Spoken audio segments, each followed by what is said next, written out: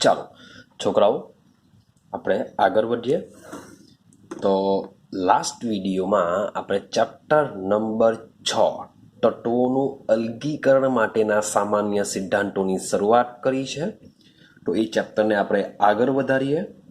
તો એ ચેપ્ટરમાં ખૂબ જ ઇમ્પોર્ટન્ટ શબ્દની વાત કરી છે કે ખનિજ શું કહેવાશે, અયસ્ક અથવા કાચી ધાતુ શું છે, ગેંગ શું છે.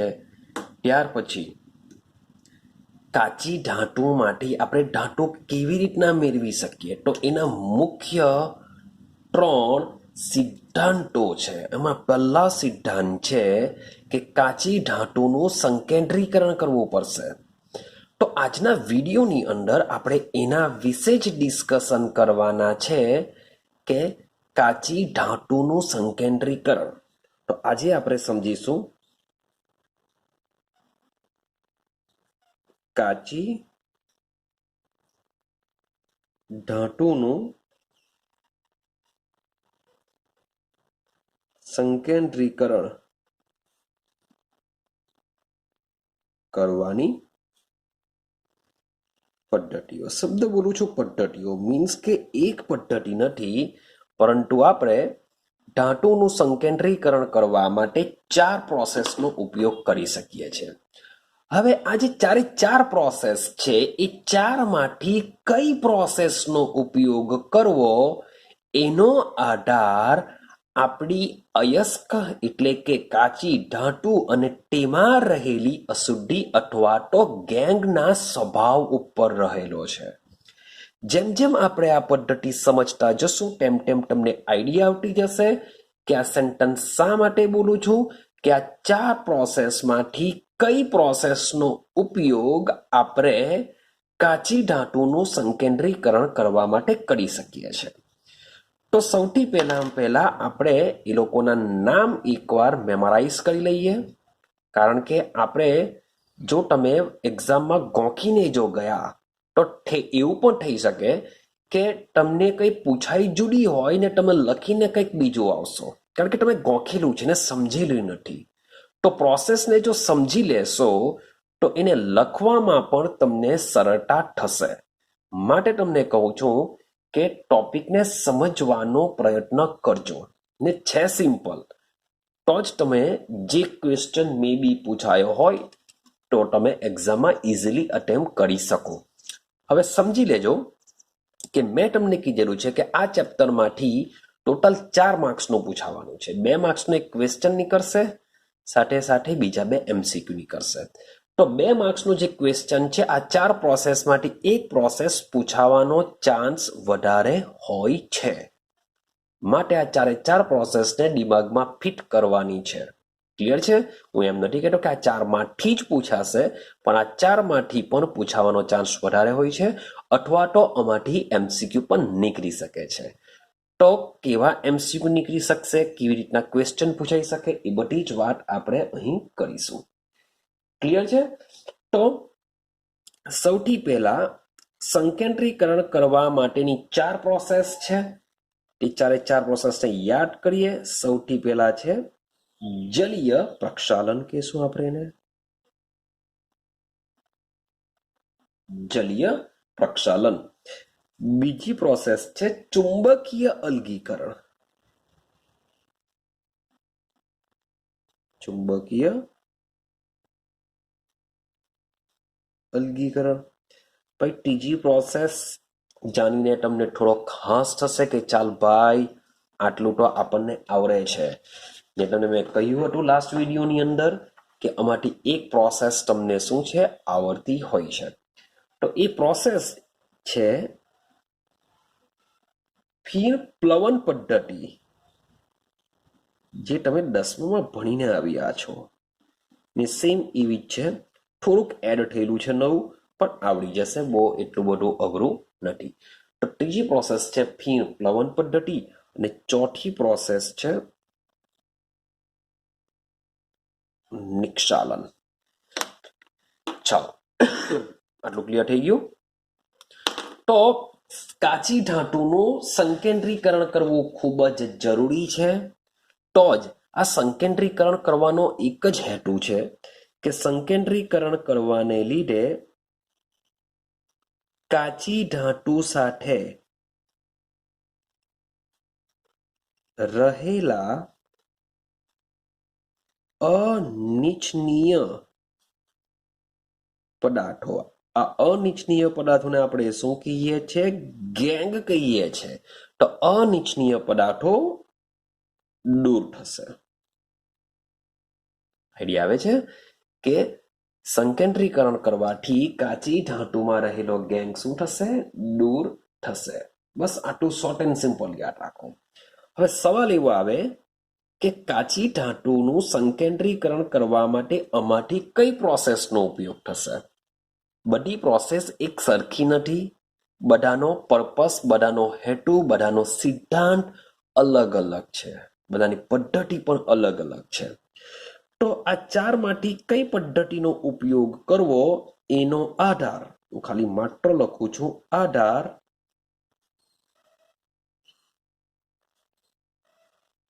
કાચી ધાતુ અને ગેંગ ના સ્વભાવ ઉપર રહેલો છે. ક્લિયર છે? બસ 2 પોઈન્ટ દિમાગમાં ફિટ કરી દો કે આ 4 પ્રોસેસ માટે કઈ પ્રોસેસનો ઉપયોગ કરાય? તો એ કાચી ધાતુ અને ગેંગના સ્વભાવ ઉપર રહેલો છે.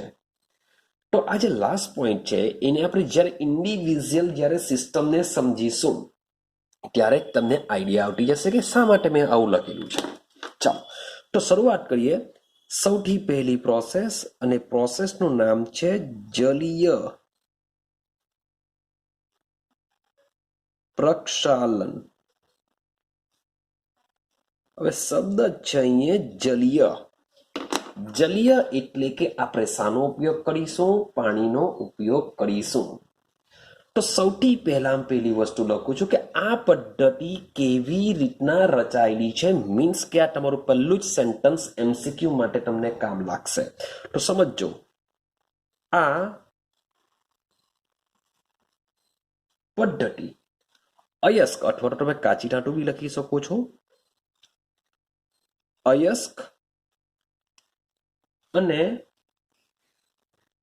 ગેંગના કણોની સમજો કે આ જે પ્રોસેસ છે એ પ્રોસેસમાં મીન્સ કે તમારી કાચી ધાતુ સાથે શું હશે? ગેંગના કણો હશે. હવે ગેંગના કણોમાં શું રહેલું હોય છે? માટી હશે, રેતી હશે. આ બધાને આપણે ગેંગના કણો કહેશું. તો જલીય પ્રક્ષાલનની અંદર જલીય પ્રક્ષાલન ત્યારે કરવામાં આવશે કે જ્યારે આપણી જે કાચી ધાતુ અથવા તો જે અયસ્ક છે અને સાથે સાથે જે ગેંગના કણો છે એ ગેંગના કણોની વિશિષ્ટ ઘનતા ના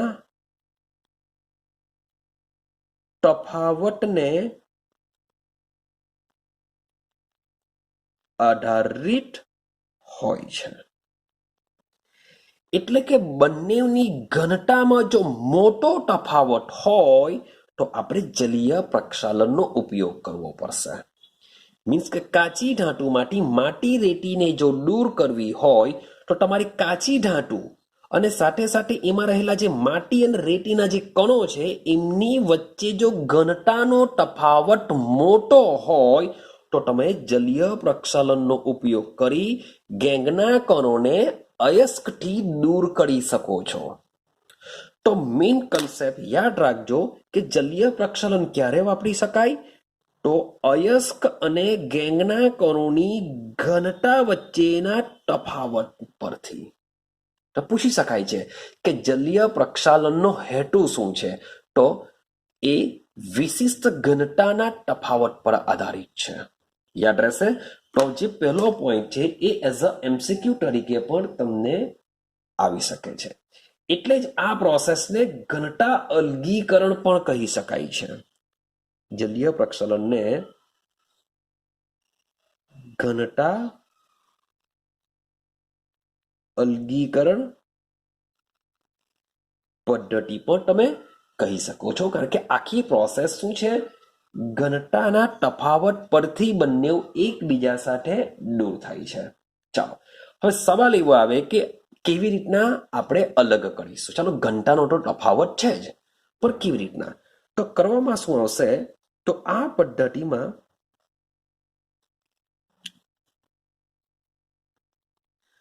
ઉપર તરફ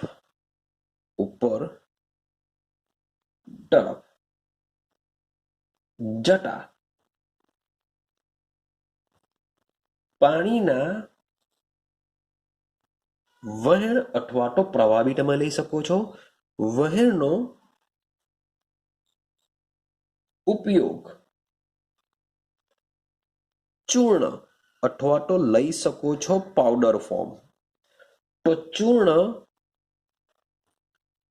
કરેલી અયસ્કને ધોવા માટે વાપરવામાં આવે છે. ચાલો હવે સમજો, આ સેન્ટેન્સને સમજીએ. સમજો લખેલું છે કે ઉપર તરફ જતા પાણીના વહેણમાં, માન લો કે મારી પાસે આ રીતની કંઈક સિસ્ટમ છે, આવો કંઈક ઢોળ આપેલો છે. આ બાજુ શું જાય છે? H2O જાય છે. તો આ જે પાણીનું જે વહેણ છે એ વહેણની સાથે સાથે આપણી જે અયસ્ક છે જેમાં ગેંગના કણો પણ હાજર છે જ, તો આ અયસ્કને બારીક ભૂકો કરી દેવામાં આવશે અથવા તો ચૂર્ણ અથવા તો પાવડર ફોર્મમાં રૂપાંતર કરવામાં આવશે. તો થશે શું કે માન લો કે અહીં આપણો પાવડર કરેલો ફોર્મ છે, એમાં અયસ્ક પણ છે એટલે કે ધાતુ પણ છે, સાથે સાથે શું છે? માટી અને રેતીના કણો પણ છે. તો હવે થશે શું? આપણે આઈડિયા છે કે ભાઈ માટી ને રેતીના કણો કેવા હોય છે? હલકા હોય છે. જ્યારે જે ધાતુ હોય છે એ ધાતુ કેવી હોય છે? ભારે હોય છે, વજનમાં ભારે હોય છે. જેથી પાણીનો પ્રવાહ શું કરશે? આ જે હલકા કણો છે એ હલકા કણોને પોતાની સાથે ઉપર તરફ લેતો જ જશે, વેવડાવી દેશે.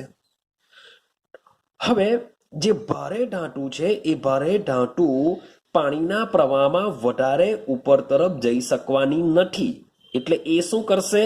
પાછળ રહી જશે. તો લાંબા ગાળાના અંતર સુધી પાણીનો પ્રવાહ આ જ રીતના ઉપર તરફ જો જવા દેવામાં આવે તો માટી અને રેતીના કણો જે વજનમાં હલકા છે એ પાણીના પ્રવાહ સાથે શું કરશે? ઉપર તરફ વધારે સમય માટે ઉપર તરફ જશે, વધારે અંતર કાપીને જશે. જ્યારે ધાતુ જે ભારે ધાતુ છે એ ભારે ધાતુ શું કરશે? વજનમાં ભારે છે માટે એ ઓછું અંતર કાપશે. તો આ રીતના તમારી કાચી ધાતુ અને માટી અને રેતીના જે કણો છે એ કણો શું કરી શકો છો? તમે અલગ કરી શકો છો. હવે સવાલ એવો આવે, સર પાણીને ઉપર તરફ કેમ રાખ્યું, નીચે તરફ કેમ નહીં રાખ્યું? તો ભાઈ એનું રીઝન એવું છે કે જો ધાર જો આ રીતનો હશે તો તમારે જે ભારે ધાતુ પણ હશે તો એ ભારે ધાતુ બી શું કરી શકે છે? ભાઈ ધાર નીચે તરફ હોવાને લીધે ધાતુ પર શું કરી શકે છે? ઇઝીલી પેલા હલકા કણો સાથે અથવા પાણીના પ્રવાહ સાથે જઈ શકે છે. માટે આ સિસ્ટમમાં તમે રેતીના કણો અને ભારે ધાતુને તમે અલગ કરી ન પણ શકો, બંને મિક્સ થઈ જશે, બંને વચ્ચેનું અંતરમાં મોટો તફાવત થવાનો નથી. માટે જે પાણીનો પ્રવાહ છે તેને શું કરવામાં આવે છે? ઉપર તરફ જ વહેવા દેવામાં આવે છે, જેથી ધાતુ ભારે હોવાથી ઓછું અંતર કાપશે, જ્યારે માટી અને રેતીના કણો ધાતુ કરતા વજનમાં હલકા હોવાને લીધે તે શું કરશે? પાણીના પ્રવાહ સાથે ખૂબ જ વધારે અંતર કાપી દેશે, જેથી ધાતુ અને રેતીના કણો અલગ થઈ જશે. આઈડિયા આવે છે પેલી સિસ્ટમ? તો આ પેલી સિસ્ટમ છે જે અયસ્ક અને ગેંગના કણોની ઘનતાના તફાવત ઉપર આધારિત છે, જેને આપણે કહીશું જલીય પ્રક્ષાલન, એટલે કે પાણીના પ્રવાહ પસાર કરીને આપણે બંનેને અલગ કરી શકીએ છીએ. ચાલો હવે સમજીએ બીજી પ્રોસેસ, એ પણ ઈઝી છે. બીજી પ્રોસેસ છે આપણી ચુંબકીય અલગીકરણ. ચુંબકીય અલગીકરણ. ચાલો તો આને સમજવાનો પ્રયત્ન કરીએ કે ચુંબકીય અલગીકરણ શું છે. તો પહેલા વિચારીએ કે આનો પણ શું સિદ્ધાંત હશે, કયા સિદ્ધાંત ઉપર કામ કરે છે, તમને 1 માર્ક્સના MCQમાં પૂછી શકાય. તો સમજો કે આ પ્રોસેસનો જે સિદ્ધાંત છે એ સિદ્ધાંત જો નામ જો પહેલા જોજો, ચુંબકીય અલગીકરણ એટલે કે ચુંબકનો ઉપયોગ કરીને આપણે અલગ કરીશું. તો સીધી સિમ્પલ તમારું દિમાગ વિચારી લીધું હશે કે યાર ચુંબક વડે અલગ કરીશું એટલે ચુંબકથી કંઈ ને કંઈ ખેંચાવવું જોઈએ. તો ક્યાં તો તમારા ગેંગના કણો જોજો અશુદ્ધિ તરીકે જો આયન હોય, જો શબ્દ જોજો, જરૂરી નથી કે તમે આને આયન એટલે કે લોખંડની કાચી ધાતુ માટે જ વાપરી શકો. શબ્દ બોલું છું માટે જ, જરૂરી નથી કે એના માટે જ વાપરી શકાય. પણ માની લો કે કોઈ એવી ખનિજ છે કે જેમાં લોખંડ પણ એઝ અ અશુદ્ધિ તરીકે છે, તો એમાં એ ગેંગના કણો થઈ ગયા લોખંડના કણો પર. તો એવી પ્રોસેસની અંદર તમારે લોખંડના કણોને દૂર કરવા માટે પણ ચુંબકીય અલગીકરણ વાપરી શકો છો. ક્લિયર છે? તો એક સીધી સિમ્પલ વસ્તુ છે કે તમારી જે કાચી ધાતુ છે એટલે કે અયસ્ક છે અથવા તો જે ગેંગના કણો છે, આ બંનેમાંથી કોઈ એક જો ચુંબકીય ક્ષેત્ર વડે આકર્ષણ પામી શકતું હોય તો તેના માટે આ પ્રોસેસ વપરાય છે. પણ જો તમારી કાચી ધાતુ એવી છે કે જે ચુંબક વડે એટ્રેક્શન પામતી નથી તથા ગેંગના કણો પણ ચુંબકીય ક્ષેત્ર વડે એટ્રેક્શન પામતા નથી, તો એવી અયસ્કનું સંકેન્દ્રીકરણ કરવા માટે ચુંબકીય અલગીકરણ પ્રોસેસ વાપરવામાં આવતી નથી. બહુ સીધો સિમ્પલ કન્સેપ્ટ છે કે બેમાંથી કોઈ એક, ક્યાં તો ગેંગ ક્યાં તો અયસ્ક, બેમાંથી કોઈ એક શું કરતો હોવો જોઈએ? ચુંબકીય ક્ષેત્ર વડે એટ્રેક્શન પામતો હોવો જોઈએ. ચલો આટલું આઈડિયા આવી ગઈ. તો આટલું પહેલા સમજી લેવું કે અયસ્ક સંયોજનોના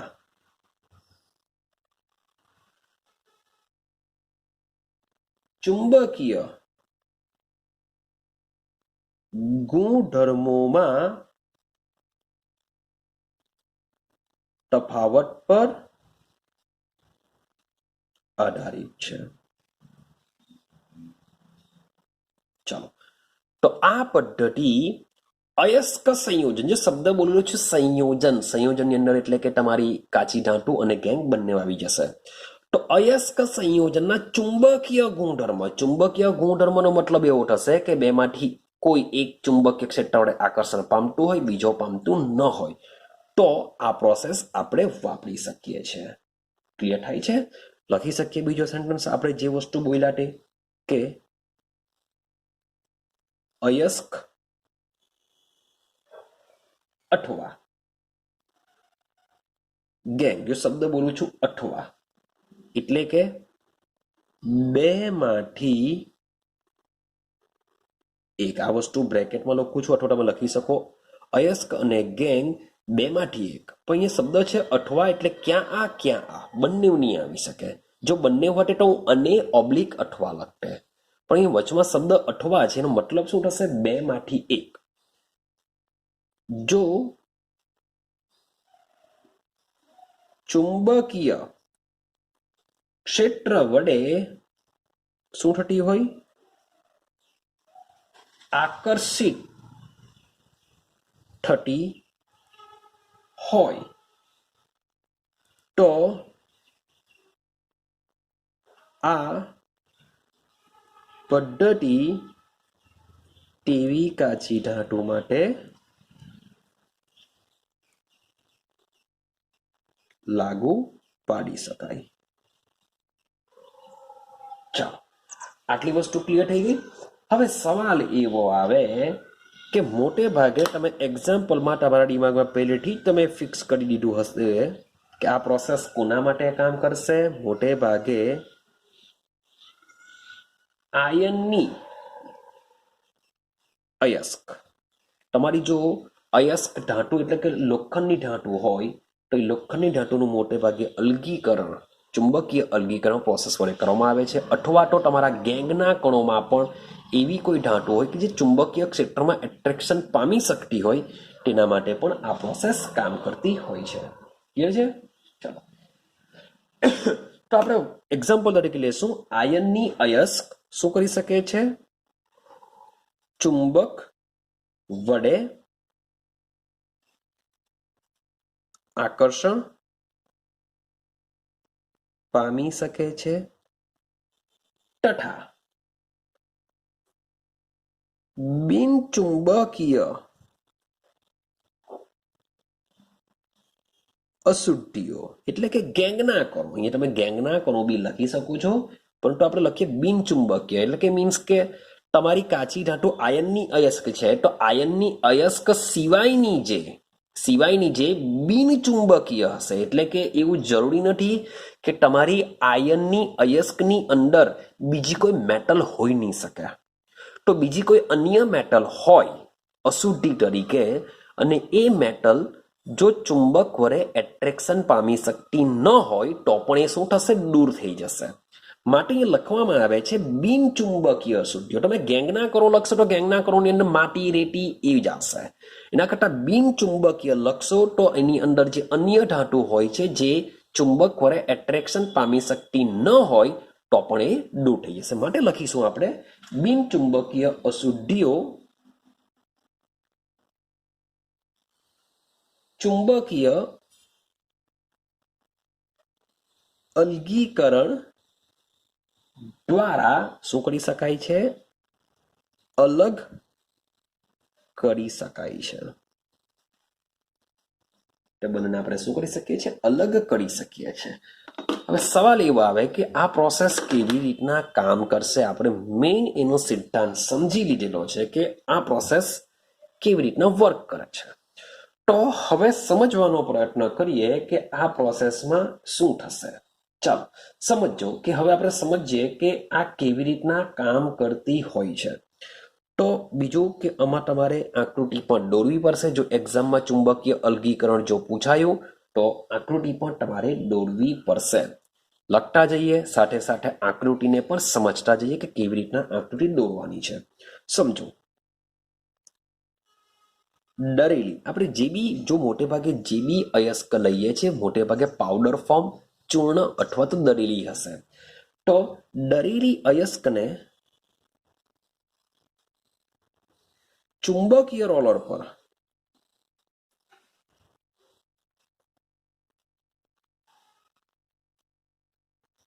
ફરતા કન્વેયર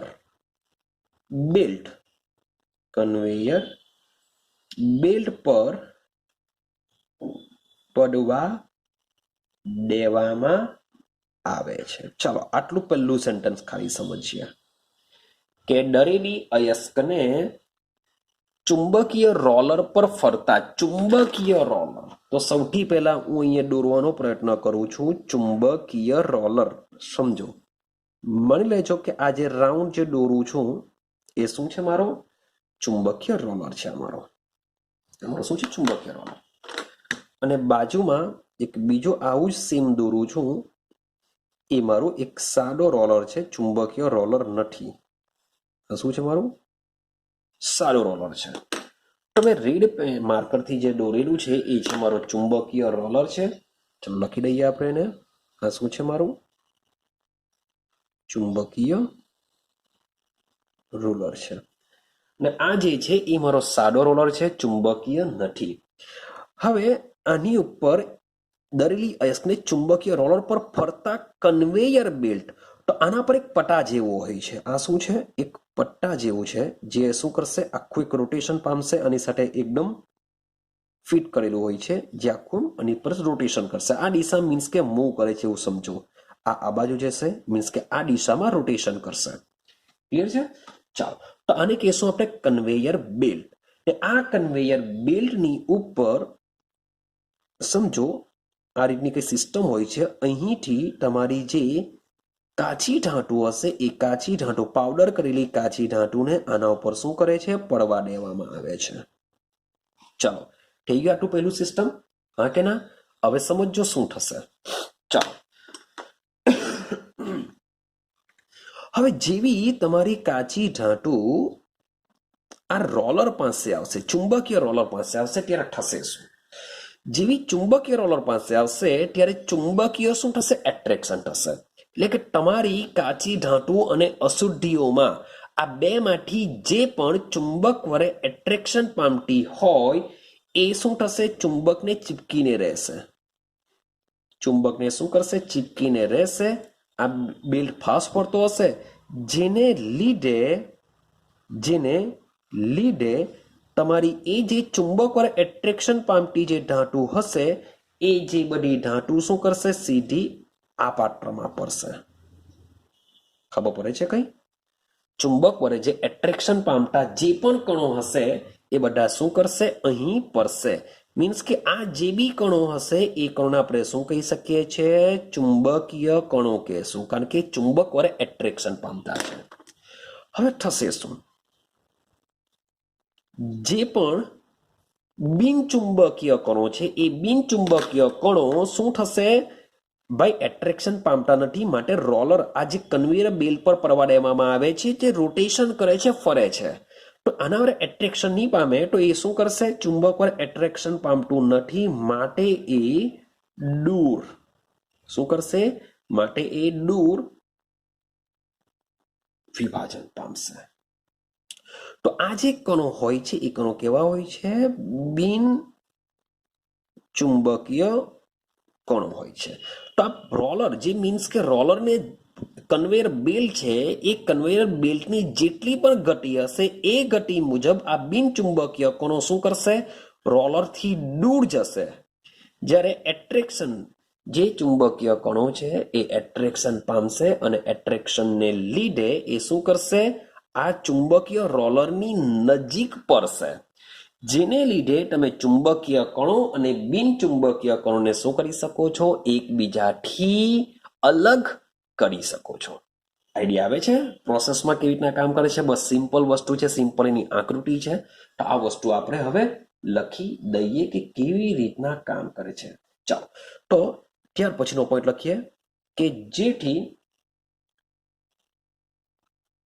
ચુંબકીય પદાર્થો બેલ્ટ તરફ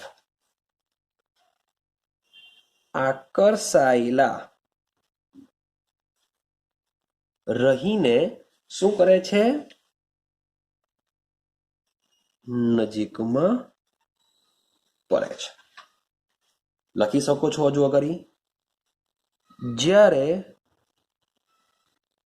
બિન ચુંબકીય પદાર્થો બેલ્ટથી દૂર પડે છે, જેથી તેઓ એકબીજાથી અલગ થઈ જશે. તો યાર બહુ સિમ્પલ છે. મીન્સ કે તમે એકવાર સમજી લીધું હશે તો જાતે પણ લખી શકો છો.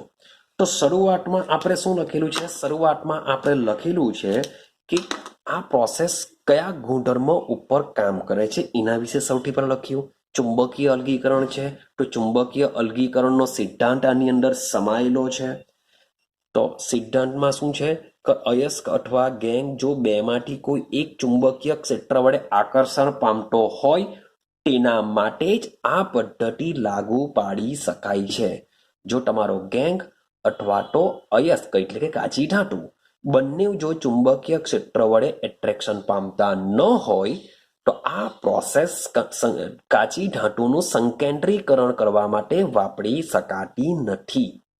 તો બે પ્રોસેસ આપણે જોઈ. જલીય પ્રક્ષાલન, તે પણ મેં તમને કીધું કે ગેંગ અને કાચી ધાતુમાં ઘનતાનો મોટો તફાવત હોય તો જ વાપરી શકાય. બીજી પ્રોસેસ જોઈ કે બેમાંથી કોઈ એક ગેંગ અથવા તો અયસ્ક ચુંબકીય ક્ષેત્ર વડે એટ્રેક્શન પામી શકતું હોય તો જ આ પ્રોસેસ વાપરી શકાય છે. મેં તમને કીધેલું છે કે ચારે ચાર પ્રોસેસનો પોતાનો ગુણધર્મો છે, તેના પર જ એ કામ કરશે. આ સિદ્ધાંત પર જ લોકો કામ કરતા હોય છે. તો એના જે બી સિદ્ધાંત છે એ પણ કામના છે. ક્લિયર છે? તો આપણે આટલે સુધી જ રાખીશું. આજે માત્ર 2 પ્રોસેસ જોઈએ. તો નેક્સ્ટ વિડીયોમાં બીજી 2 પ્રોસેસ વિશે આપણે ડિસ્કશન કરીશું. તો મળીશું આપણે નેક્સ્ટ વિડીયોની અંદર.